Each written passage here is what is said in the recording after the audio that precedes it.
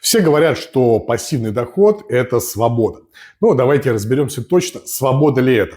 На самом деле пассивный доход легко превращается в новую такую зависимость, если у вас нет системы и стратегии. Сегодня вы, допустим, получили дивиденды, радуетесь, завтра их нет, или они стали меньше, чем вы ожидали. И вот вы уже начинаете жить от дивидендов к дивидендам, как раньше там от зарплаты до зарплаты. И, по сути, любое падение рынка выбивает у такого человека почву из-под ног. Лично я считаю, что свобода – это когда у тебя есть капитал, да, и несколько стратегий, которые работают в разных сценариях.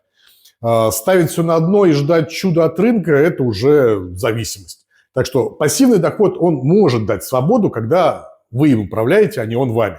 Хотите разобраться, как построить систему без иллюзий? Рекомендую начать с гайда инвестора. В нем самые актуальные стратегии, которые работают прямо сейчас. Пишите слово «гайд», и я пришлю вам его совершенно бесплатно, или просто переходите в бота по ссылке в шапке моего профиля.